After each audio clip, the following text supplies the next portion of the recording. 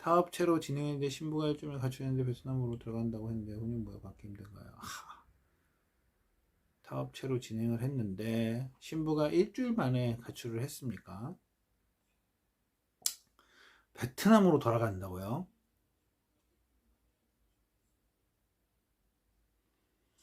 혼인무효 받기 힘들 것 같은데요.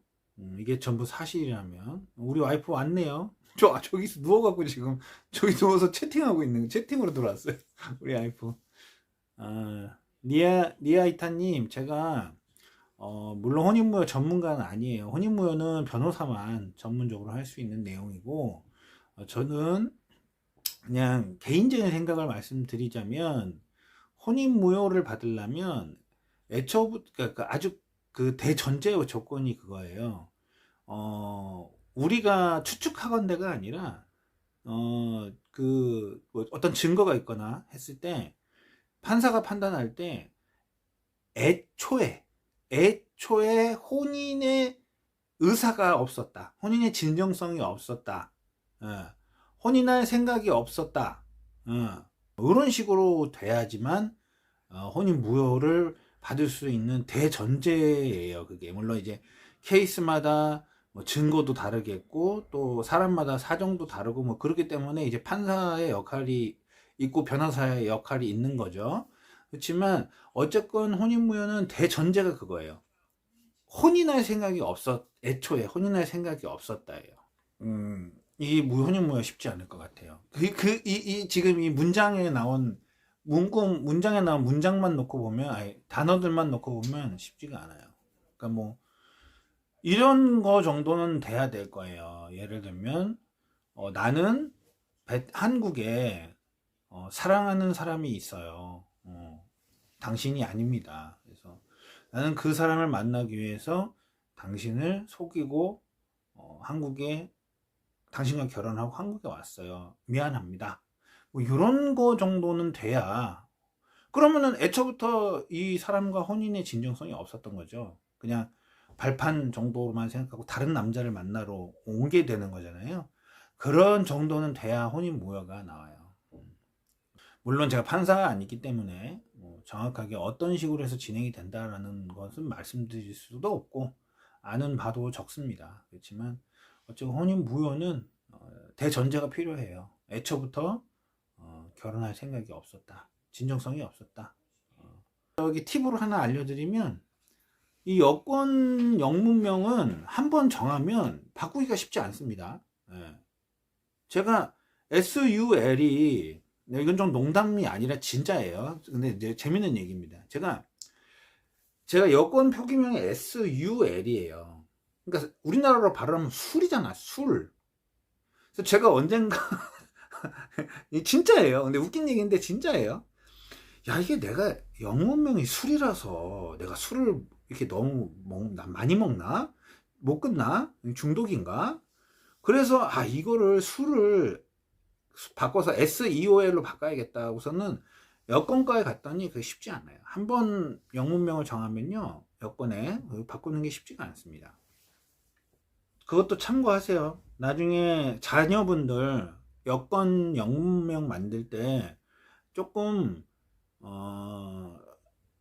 뭐라 그래야 돼? 신중하셔야 돼요. 그러니까 우리 신랑님들 중에도 영문명이 조금 어이없게 틀려 있는 분도 있어요. 여권명에. 예. 그러니까 조금, 그러니까 말이 안 되는 건 아닌데 어떻게 이렇게까지 쓸 필요가 있지? 라고 하는 분들도 있어요. 근데 그런 분들도 저처럼 신중하지 못했던 거죠. 그냥 SUL로 계속 쓰다 보니까 나중에 이제 알게 된 게 우리나라 이 표기가 있구나. 지침이 있구나. 그래서 그건 SEOL이 맞구나. 못 바꿉니다. 여권은 쉽지 않아요. 바꿀 수는 있는 것 같은데 그때 제가 기억은 안 나요. 근데 뭘 해야 되고 뭐 해야 되고 뭐 하고 뭐 어쩌고 저쩌고 뭐 해가지고 아이고 그냥 됐습니다 이랬어요. 아이고 됐습니다. 그냥 살게요. 그냥 이대로 살게요 이랬어요. 그냥 뭐 정확하게는 모르겠어요. 기억이 안 나요. 뭐라고 했는지는. 그냥 알겠습니다. 아이고 됐어요. 그냥 이대로 살게요 하고 그냥 SUL로 계속 가고 있습니다. 신재중 저도 걱정되네요. 입국했는데 적응 못하고 돌아갈까봐. 아이 뭐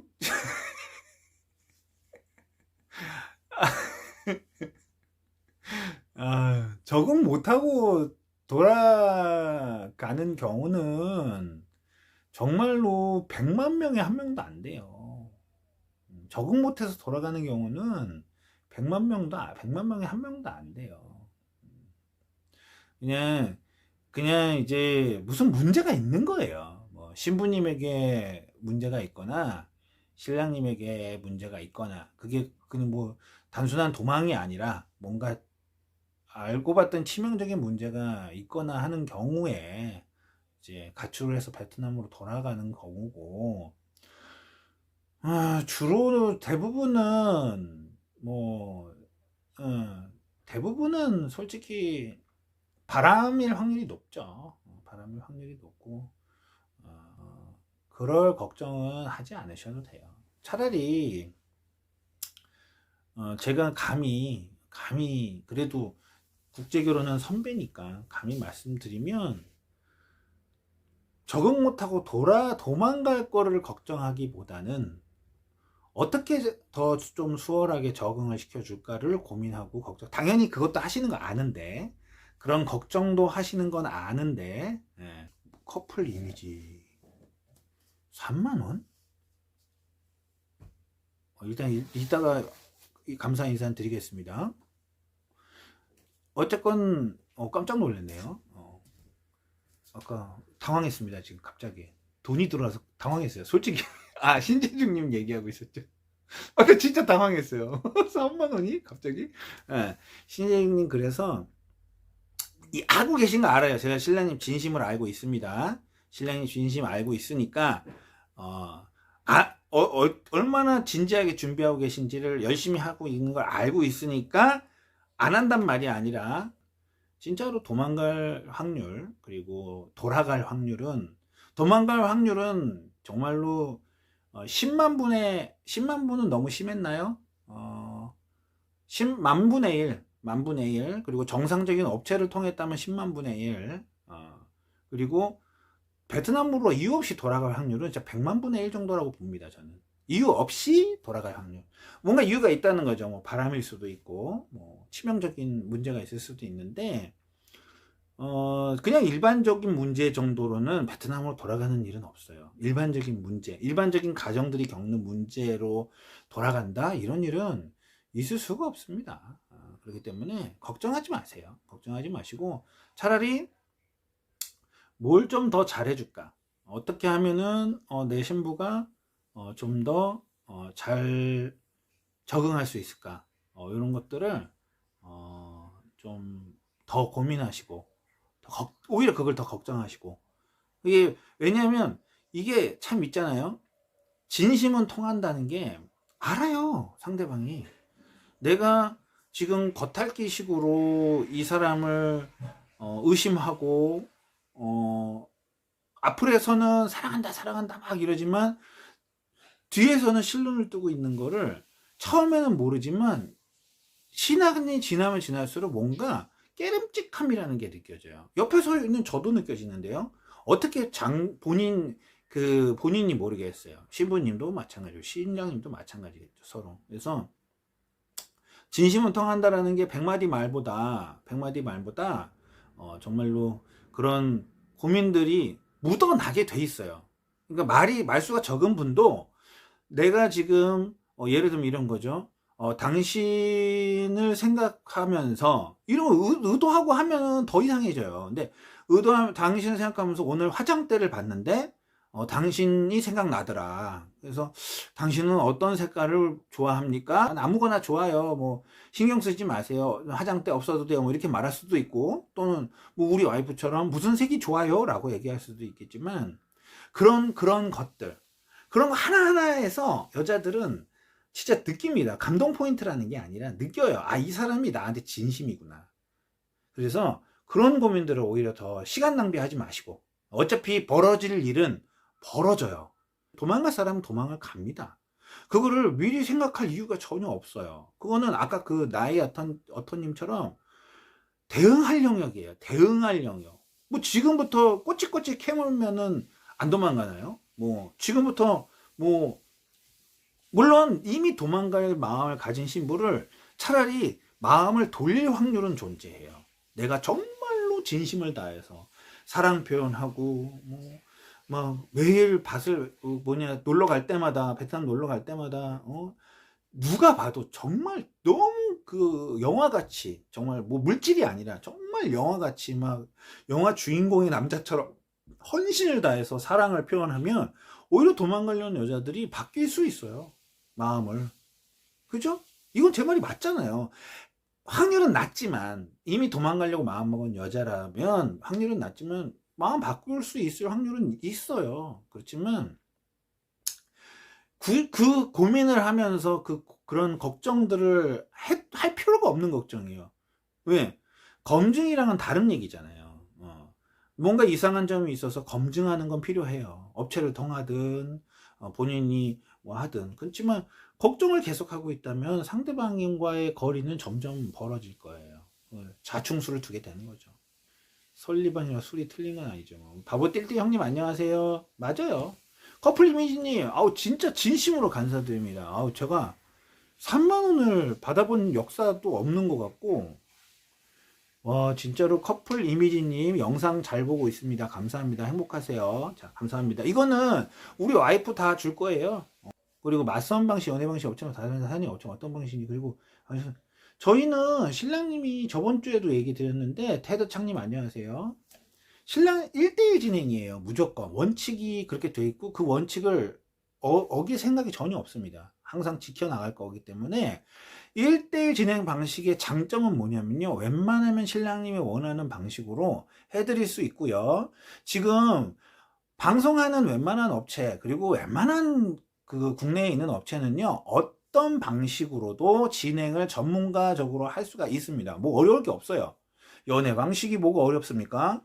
뭐 속성 방식이 뭐가 어렵습니까? 화상 후 화상 데이트하고 한 달 있다 출발하는 저희 방식 뭐가 어렵습니까? 모두 다 누구든지 다 모든 방식을 할 수 있어요. 그렇지만 저처럼 1대1 진행만 안 하다 보니까 프레임을 만들어 놓고 그 프레임을 지켜야 되니까 다른 방식을 까는 거예요. 속성 방식도 분명히 장점이 있고요. 그 다음에 연애 방식도 분명한 장점이 있고요. 맞선 방식, 뭐 화상 방식, 그 다음에 사진 보고 참은 가서 보는 방식, 모든 방식에는 다 장점이 있어요. 그리고 모든 방식에는 반드시 기억을 하셔야 돼요. 모든 방식에는 단점이 있어요.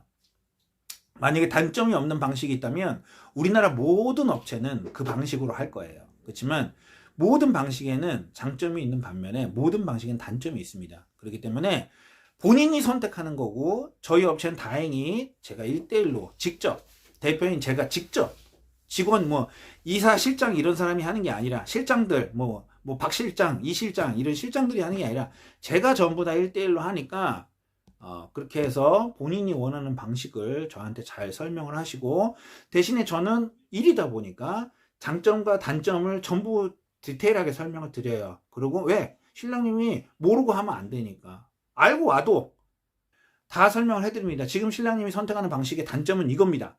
신랑님이 지금 가고자 하는 이 길의 장점은 이겁니다. 설명을 드립니다. 결론, 연애 방식이든 속성 방식이든 제가 주로 하는 화상 후 화상 데이트하고 한 달 정도 있다 출발하는 방식이든 가능합니다. 저희도 제가 그 후에 불륜 증거를 잡아서 업체에 통보를 했습니다. 이 경우에 재진행 아니면 10% 환불 말고는 선택지가 없나요? 불륜이면 중대한 사유잖아요. 중대한 사유면 업체가 재진행은 무료로 해주겠죠. 그죠? 당연한 거고, 환불은 좀 애매해요. 환불은 소송을 가도 이게 쉽지 않아요. 그래서 재진행은 무료일 거고요. 아마 웬만한 정직한 제대로 된, 정직이라는 표현보다 제대로 정신 바뀐 업체라면 재진행은 무료일 거고, 환불은 제가 솔직히 쉽게 말씀드리기가 어려워요. 신랑님들의 주장은 그거겠죠. 신부가 한국에 와야 되잖아요. 와야 완벽한 그 계약이 성립이 되는 거잖아요. 그러니까 너는 계약을 다 이행하지 못했다로 갈 수가 있겠죠. 근데 그 소송을 다퉈도 쉽지가 않다고요. 사이공변님, 네, 사장님 말이 맞는데 그래도 문신이나 유흥 쪽 일하는 여자는 걸러야겠네요. 당연한 거야. 유흥 쪽에 일하는 분들은, 이것도 제 가치관입니다. 저번 주에도 그 얘기를 했었죠. 저번 주인가요? 제 친구 중에는 유흥 쪽에 일하는 여자도 상관이 없는 친구가 진짜 있어요. 문신도 상관없는 친구가 진짜 있습니다. 근데 제 주간, 저의 실시간을 많이 오신 분들은 알죠? 팔을 휘감고 올라간다든가, 가슴에 무슨, 하트가 있다든가, 골반, 이런 거는 저는 제 성격성으로는 조금 힘들어요. 제 성격성으로 좀 힘들고, 유흥 쪽에 일하는 여자는 저는 신랑님이 그런다면 진짜 뜯어 말릴 것 같아요. 뜯어 말릴 것 같아요. 근데, 내 친구처럼 괜찮다는데 어떡해요? 제가 무슨 교장 선생님도 그렇게 할 수는 없는 거잖아요.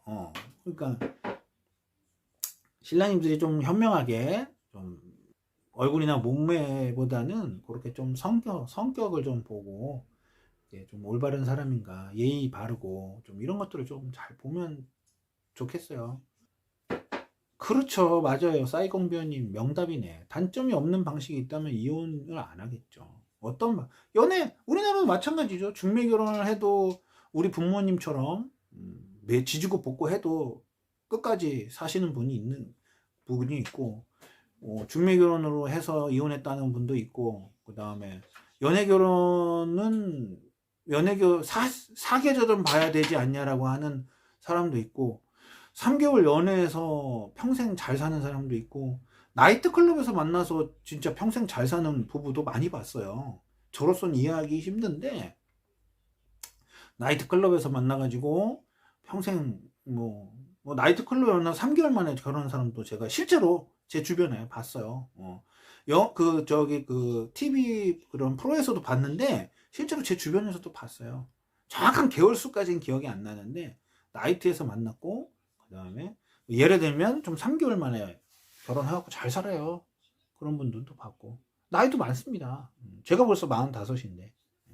현장 맞선과 사전 매칭 모두 신부 선택폭이 비슷할까요? 현장 맞선과 사전 매칭이라는 거는 화상을 말하는 건가요? 그러겠죠? 사전 매칭은 화상을 말하는 거겠죠? 그러니까 당연히 현장 사전 매칭이 화상을 말하는 거라면 선택의 폭이 훨씬 넓죠. 현장 맞선은 아무리 그 대단한 업체라도 한 번에 하루에 어떻게 그래도 한 30명 정도 나올 거예요. 그 이상 쉽지 않아요. 물론 이제 낮과 오후와 이게 또 두 타임으로 나눌 수도 있겠지만, 그게 아무리 공안이랑 이게 돼 있어도 막 그 한 공간에다가 그렇게 많이 모을 수는 솔직히 쉬운 일이 아니에요.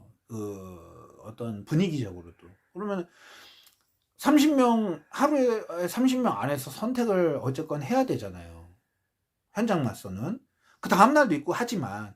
근데 화상 맞선은 아니잖아요. 집에서 앉아가지고 이렇게 사진 보면서 나 이 사람이랑 화상 맞선 해볼게요. 물어봐 주세요. 그러니까 시간이 많잖아요. 시간이 많은 만큼 당연히 신부 폭은 넓지 않나요? 너무 당연한 거 아닌가요? 현장 맞선은 그리고 웬만한 능력 있는 업체들도 3일째 정도 되면 신부 말라요. 신부 마르고 3일째, 4일째 되면 신부 마릅니다. 이건 예외 없어요. 물리적으로 불가능해요. 그래서 조급해져요. 에이전시들 같은 경우도 한 이틀째에 안 되면 되게 조급해져요. 그래서 막 압박 넣고 그렇죠. 그러니까 그만큼 선택의 폭이 좁다는 거예요. 화상은 아니잖아요. 그냥 냅두잖아요. 저 같은 경우는 진짜 너무 이쁜 분에 대해서 좀 뭐라 그래야 돼요? 좀 너무 매몰되어 있는 분들만 좀 끄집어 내주드리려고 좀 가끔씩 잔소리를 하긴 하는데, 왜냐면 아닌 건 아닌 거니까. 그렇지만 또 신랑님이 그게 좋다. 나는 그냥 갈래. 나는 이게 하고 싶어. 그러면 또 냅둡니다, 또. 근데 이제 그런 얘기를 듣기 싫은 분들은 또 해지도 하시고요. 그렇기 때문에 그거는 자유예요. 자유인데 선택의 폭은 화상이 아무래도 당연히 높죠. 그쵸. 시간의 제약도 없고. 그러니까 신재중님 말이 정답인 게 그 시간이라는 표현이 너무 정확해요. 현장 맞서는 시간 제한이 있는 거예요. 어쨌건. 내가 시간 제한이죠. 비행기는 왕복을 끊고 가야 되잖아요. 비자 받지 않는 한은 왕복 끊고 가야 돼요. 그리고 말라요, 신부가. 그렇게 무한대로 나오는 게 공장이 아니에요. 그렇기 때문에 그 제한된 시간 안에 보는 거고, 화상은 제한된 시간이 아니잖아요. 업체 입장에서도 그럼 결국엔 매칭을 시키려면 계속적으로 화상에서 프로필을, 데이터를 계속 제공해 드려야 되잖아요. 당연히 누가 봐도 상식적으로. 그죠? 그럼 저 같은 경우는 신부가 위장결혼 목적으로 국제결혼을 한 거라고 보면 맞겠죠. 신부가 위장결혼 목적으로 국제결혼을 한 거라고 보면 근데 이게 물론 PP by 24님이 혼인무효를 물어보는 건지는 물어본 거 아닌 건 아는데, 이게 혼인무효가 연관성이 상당히 높아요. 이게 혼인무효가 되면 그 다음에 예를 들어서 우리가 형사가 예를 들면은 적어도 집행유예가 나오거나 이런 승소를 하면 민사가 그냥 쭉쭉쭉 가잖아요. 그 의미는 알죠?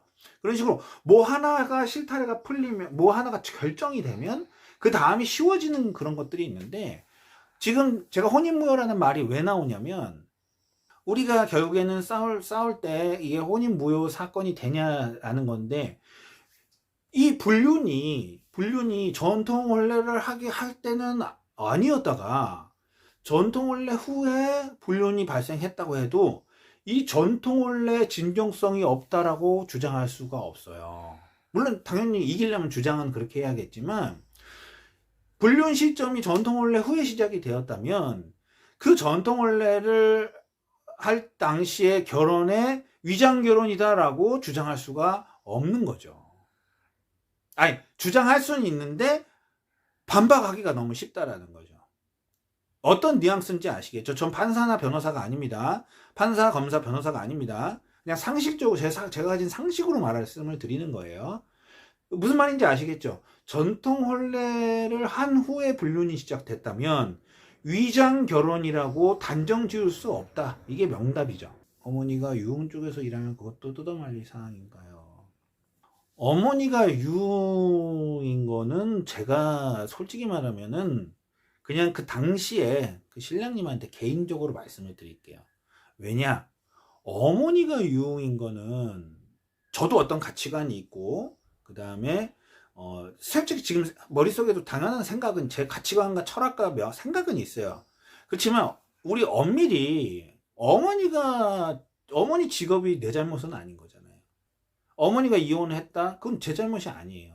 어머니가 유흥업계에 있다고 제 잘못이 아닌 거예요. 어머니가 가난하다? 그건 제 잘못이 아니에요. 그렇기 때문에 지금 어머니가 유흥에서 일한다는 이유로 뜯어말릴 사항인가요? 그 대답은 할 수가 없어요. 근데 저도 지금 머릿속에는 제 사상과 가치관은 있습니다. 근데 그걸 말할 수는 없을 것 같아요. 왜? 어머니 직업은 자식의 잘못이 아니에요. 시간 제약이 없죠. 베트남 혼신고 했고 당연히 한국은 안 했으면 참 다행이네요. 복잡하지 않네요. 약혼식 했고 베트남 혼식을 했고 전통혼례도 안 했어요? 너무 그 남자들한테 인기 있는 여자들은 평생 위험해요. 평생 위험해요. 베트남 남자도 이쁜 여자 좋아하고. 그래서 그냥 바이 24님 여자 그 전에 만났던 분이 이뻤다는 얘기가 아니라 그냥 말이 나온 거예요. 그래서 우리가 너무 이쁜 분들, 그런 분들은 나는 계속 늙어갈 텐데 평생 그거 좀 경계하면서 살아야 돼요. 얼마나 힘들어. 그러니까 적당히 나와 좀 수준이 맞는 그런 여성을 만나는 게 좋아요. 어느 쪽으로 기울어져 있으면 솔직히 좀 힘들어요. 살면서 계속. 같이 안 자면 위자료 안 줘도 되나요? 그렇지는 않아요. 무슨 위자료가 잠자리 값이 아니에요. 잠자리 값이 아니라 약혼식을 안 하면은 이제 명백하게 위자료는 안 줘도 되겠죠. 약혼식 안 하고 연애 방식으로 하면, 약혼식 안 하고, 저희도 연애 방식은 약혼식을 안 해요. 그래서 약혼식을 안 하면 위자료는 안 줘도 됩니다. 그렇지만 약혼식을 하고 합방을 안 했어. 위자료가 안 나온다고 장담할 수는 없어요. 약혼식이라는 게 합방도 중요한 의미를 갖고 있어요. 남녀 관계에서는 법적으로도. 그렇지만 약혼식이라는 거, 그거는 법에 규정되어 있는 거예요. 약혼식, 약혼파원. 그러니까 양가를, 원래는 우리나라로 치면 양가가 모여서 약혼식을 하잖아요. 그게 약혼식이에요. 그거 의미가 있어요. 약혼식은. 약혼파원 위자료가 있죠. 잤냐 안 잤냐도 중요한 여부에 들어가는 거예요. 왜 그러냐면 이게 얼만큼 투여됐느냐예요. 뭐, 뭐, 약혼을 하면서 뭐, 금부치를 많이 줬어. 그런 것도 약혼 파원 때에 돌려줘야 되거나 위자료 이런 부분에 영향을 미치는 것처럼 뭔가가 투여됐느냐가 합방에 연관이 있는 거지, 약혼식이 위자료는 약혼하고 관계가 있죠. 약혼식. 그렇지만 약혼식을 했는데 합방을 안 해서 그럼 아무것도 투여된 게 없잖아요. 손해나는 게 없잖아요. 그러니까 위자료가 안 나올 확률이 높다 라고 볼 수가 있는 거죠. 근데 약혼식을 하고 합방을 안 했는데 뭔가 다른 게 많이 투여됐어. 뭐 시간이든 정성이든, 그러면 위자료가 나올 수 있는 거예요. 위자료는 법 이렇게 막 자판기에 넣고 뽑아서 나오는 게 아니에요. 위자료는 상대방이 요구하는 거예요. 약혼식 하고 합방하고도 위자료 안 말하는 사람도 있어요. 제3자, 그러니까 신랑님은 얼마나 지금 시간 낭비, 돈 낭비, 정성 낭비, 어떤 감정 낭비가 심하고 멘붕이겠습니까? 그렇지만 제3자 입장, 아무것도 모르는 제가 제3자 입장에서는 솔직히 조상신이 도운 게 맞고요. 아이시대로님 말처럼 그냥 뭐 순리적으로 정리하면 돼요. 하긴 제가 보면 제 주변에 그 친구들 중에 좀 바람 피는 친구들이 있거든요. 근데 보면 못생긴 여자랑도 그냥 바람을 피더라고요. 그러니까 꼭 이쁜 여자만 바람을 피는 건 아닌 것 같다. 그것도 맞는 얘기예요. 그래서 그러나 제가 말한 것도 맞죠. 확률도 그렇긴 하겠지만 또 이쁜 분은 바람을 안 펴도 실제 바람 안 피는데 내가 늙어가면서 좀 뭐라 그래야 돼? 그냥 내가 스스로 좀, 제가 성격이 그런 걸 수 있습니다. 저만 좀 모질이 바보 같아서 그런지 모르겠지만 저는 제가 좀 많이 노쇠하면, 지금은 그렇지 그 정도 노쇠하진 않잖아요 제가. 근데 제가 많이 노쇠한데 와이프가 너무 이쁘면 뭐 일종의 자격지심, 그냥 약간의 의처증, 그죠? 그런 게 있을 수 있을 것 같아요. 그러니까 내 인생을 내가 스스로 힘들게 만드는 거잖아요. 근데 그걸 내가 나는 알 것 같아요. 지금 알고 있어, 그죠? 근데 나는 신랑님들 중에는 왜 그걸 모를까라고 의아한 사람들이 좀 있어요. 물론 그런 분들은 저랑 해약을 해요. 해약했다고 욕하는 게 아니라, 해약하는 이유가 뭐겠어요? 자기는 진짜 이쁜 여자를 찾으러 가는 거거든요. 진짜 이쁜 여자를 원하는 거예요. 근데 내가 이렇게 가만히 보면 그 신랑님이 뭐 엄청 동안도 아니고, 그 다음에 그렇다고 막 뭐 빼어난 뭐 운동을 해서 막 키도 모델급에다가 이런 분도 아니고, 그냥 평범한 아저씨예요. 평범한 아저씨, 한국 아저씨. 그러면은 적당히 맞춰서 베트남 어린 신부, 저는 한국 신랑의 돈과 베트남 신부의 어림은 무조건 이거 여기서 그냥 등가 교환은 저는 끝났다고 보거든요. 무슨 말이냐면 베트남 신부는 어리고 한국 신랑은 돈이 그래도 대부분은 많죠. 이 베트남 신부보다는. 그래서 전통혼례비도 지원을 해주고 생활비도 지원해주고, 또 신부가 한국에 오면 당분간 먹여 살리죠. 이게 저는 이 돈과 신부의 나이가 정확하게 등가 교환이 끝났다고 보는 입장이에요. 그렇기 때문에 그 외의 것들은 전부 균형이 맞아야 돼요. 외모, 그 다음에 뭐 학벌, 뭐 등등등.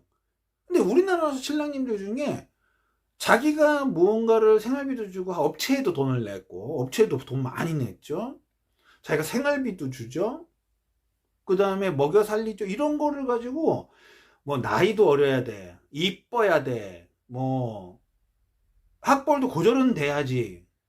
뭐 이런 분들이 있어요. 나는 그냥 평범한 한국 아저씨거든요. 내가 옆에서 보면 이해할 수가 없어요. 이해할 수가 없고, 도대체 얼마나 자신감이 넘치길래 향후 15년이나 20년 뒤에 그러면은 저는 15년 뒤가 60살이에요. 아무리 의학이 발달됐다고 해도 60살이고 우리 와이프는 35인데 거기서 내가 자격지심을 못 느낀다? 와이프가 진짜 이뻐. 그때까지도 몸매 관리부터 뭐 피부 관리, 얼굴 이쁜 거 그대로 애를 낳아도 그냥 막 우리나라 미씨처럼 여전해. 그게 아무렇지도 않다. 대단한 분들인 것 같아요. 나는 솔직히 저는 조금 괴로울 것 같아. 조금. 그러니까 의처증까지는 아니더라도 와이프가 그때는 진짜 아주 혈기왕성한 사회생활을 하고 있겠죠. 뭐 설사 공장을 다니더라도 혈기왕성한 사회생활을 하고 아이도 키우고 그럴 건데, 나는 와이프가 밤에 회식이 있다 그러면 나는 불어날 것 같아요. 진짜 내가 60이거든 나이가. 그거를 알면서 그 길을 간다? 그거 충분히 예측 가능한 선이지 않나요? 너무나 상상 가능한, 예측 가능한 선인데 그런 게 없나 봐. 저만 있나 봐요, 그런 게. 이 사람들은 자신감이 넘쳐서 그런 거. 60이 돼도 와이프가 이뻐도 그냥 괜찮나 봐. 몰라요. 나는 그 정도로 저는 그 여포 같은 스타일은 아닙니다. 거짓말 저 진짜 안 해요. 신재중님 아시잖아요. 우리 와이프 너무 이뻐요. 너무 이쁘고 우리 와이프 너무 이쁘죠. 거짓말 아닙니다. 깔끔하게 정리하고 생각 안 하고 잊어버리는 게 최고예요. 이혼도 마찬가지예요. 죽일 듯 살 듯 이혼해도요, 잊어버리는 게 제일 승리하는 거예요. 그냥 까맣게 잊어버리는 게 승리입니다.